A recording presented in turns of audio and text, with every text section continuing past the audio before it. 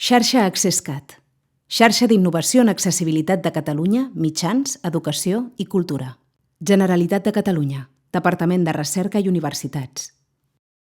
15 per 15. El novembre de l'accessibilitat. L'accessibilitat als webs.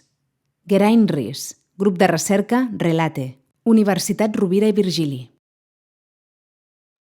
Moltes gràcies, Carme. Bona tarda a tothom. Com ja sabeu, jo soc el Geraint Ries i soc professor lector a la Universitat Rovira i Virgili. Avui us intentaré donar-vos una pinzellada sobre l'accessibilitat als llocs web.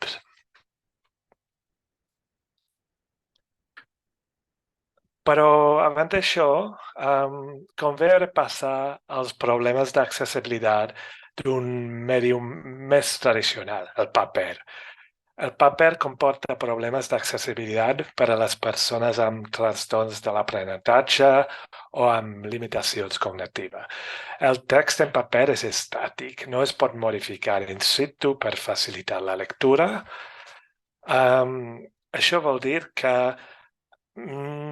per exemple, no seria possible canviar les conegudes primeres frases de Don Quijote de la Mancha en paper a algo més fàcil de llegir. Per a persones amb moviment limitat, també el paper és problemàtic, el paper és tàctil, pot ser que tenen dificultat per passar pàgines, entre moltes altres dificultats. Per persones cegues i amb baixa visió, a causa de les limitacions d'espai a la pàgina impresa, el text ha de tenir una mida fixa. Una mida normalment, sovint és una mida molt petita. També té una posició fixa i un color fix. Tot això pot ser problemàtic per a persones cegues i amb baixa visió. Afortunadament, els webs ofereixen una solució. Són adaptables, és a dir, que el contingut es pot presentar de diferents maneres sense reprogramar o redissenyar la pàgina. Per exemple, amb una mida de text més gran, un esquema de colors diferent, un disseny diferent. També són recursos multimèdia, sovint. Això vol dir que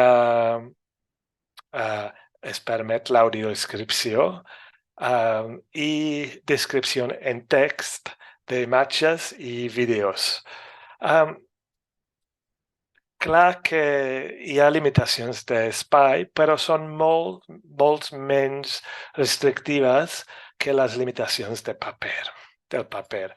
I sobretot, els llocs web són compatibles amb tecnologia de suport, també conegut com tecnologia assistida.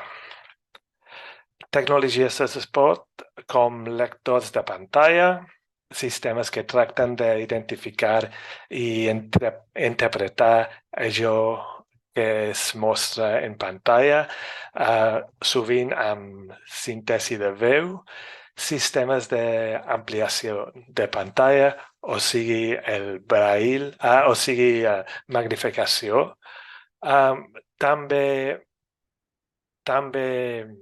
hi ha dispositius braille, el reconeixement automàtic de la parla, commutadors al tacte, de pressió, de bufar, de palanca, per les persones que no poden navegar amb ratolí o amb teclat o amb la veu.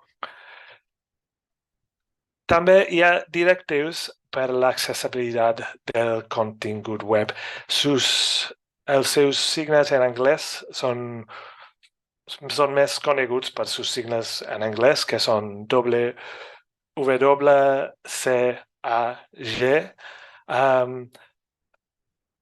I aquests directius defineixen com es pot fer el contingut web més accessible per a persones amb discapacitats.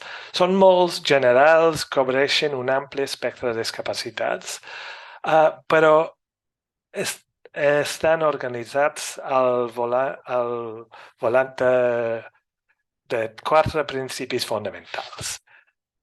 I cada principi té uns criteris de conformitat i tècniques per complir aquests criteris. Els quatre principis fonamentals són perceptibles. El web s'ha de presentar d'una manera que els usuaris el puguin percebre, utilitzable, és a dir, òbviament que ha de ser possible usar el web per a l'usuari. Entenedor és bastant obvi, però l'informació i l'interfàcia d'usuari han de ser entenedors. O sigui, els menús, les interfaces de búsqueda, ha de ser possible entender la informació i els elements que permeten navegar el lloc web. Robust vol dir que el lloc web no s'ha de trencar. Ha de ser compatible amb la tecnologia de suport.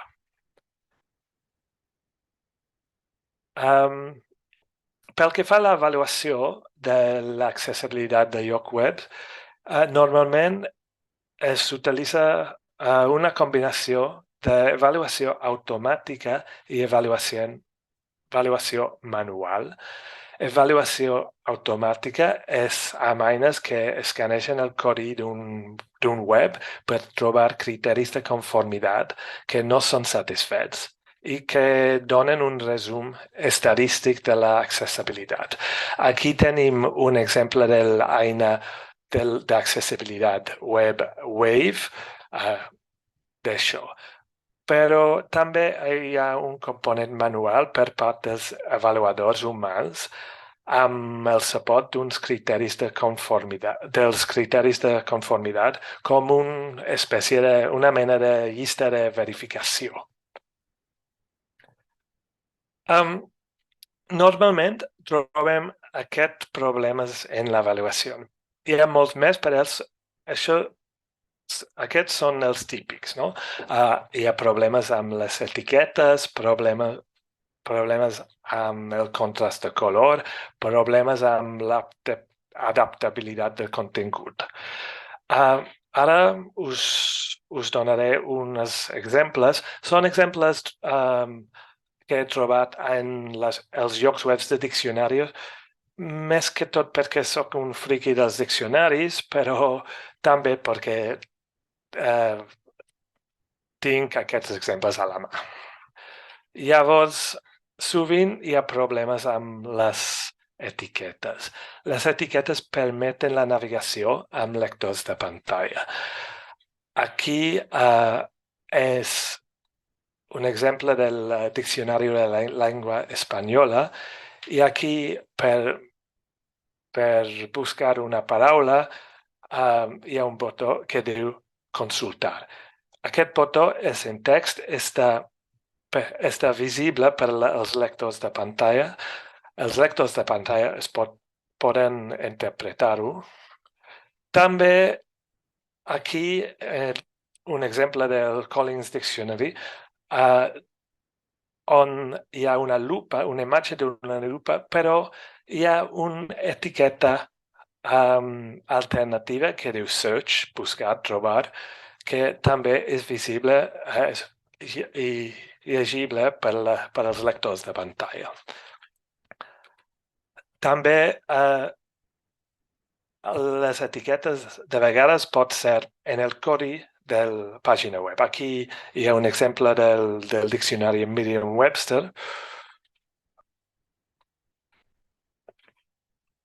Però sense etiquetes, el lector de pantalla no pot veure els menús. Aquí tenim un exemple de Collins. Aquí a baix hi ha uns cercles. Aquests cercles no són visibles per al menú. No hi ha text que diu a l'usuari què fan. Per tant, l'usuari no pot operar, no pot moure aquest menú. És totalment inútil. És totalment inútil per a una persona cega o amb baixa visió. També sovint trobem problemes amb el contrast de color. La recomanació és que hi ha una taxa de contrast de color és a dir, la diferència entre el color de fons i el color del text o viceversa, el mínim és un 4,5 a 1. Per donar-vos una idea, la diferència entre negre i blanc o blanc i negre és 21 a 1. Això és la recomanació. La realitat és que de vegades hi ha moltes pàgines web on el contrast entre el fons i el text no és suficient. Jo porto ulleres, però per a mi és molt difícil llegir aquesta informació. I també hi ha problemes amb l'adaptabilitat de la pàgina. Moltes pàgines web permiten als usuaris ampliar el text. Els directius diuen que han de ser ampliables unes 200% sense distorsionar el text. Malgrat això, de vegades es pot ampliar el text, el contingut, però el text o el disseny de la pàgina es distorsiona una mica. Això és gairebé tot. Us deixo amb uns enllaços d'utilitat, els directius per a l'accessibilitat del contingut web en català. En aquest moment estan en desenvolupament una nova versió que entenc que serà molt diferent en altre paradigma, però per el moment aquí hi ha una bona documentació traduïda al català. També us deixo unes eines d'avaluació de l'accessibilitat del web, Wave. Són en anglès, però són, al meu parer, els més fàcils d'utilitzar. Moltes gràcies i si hi ha preguntes, intentaré respondre. Moltíssimes gràcies, Geren. Estem donant ben bé unes pinzellades, que és l'objectiu d'aquestes càpsules formatives. Evidentment, hi ha molta més informació, hi ha molts més detalls, que potser en futures edicions treballarem. I tenim una pregunta que crec que ha quedat resolta, però jo te la llegeixo. Igualment ens demanaven com eren les inicials de la web per fer els continguts webs més accessibles. Potser ho podem tornar a repetir, aquella W... Sí. Són aquests i aquí teniu l'enllaç en català. Hi ha molta més informació sobre això. He de dir també que una certa crítica a aquests directius, però al fons són molt útils. Amb aquests principis de contrast, etiquetes i operabilitat ajuden molt.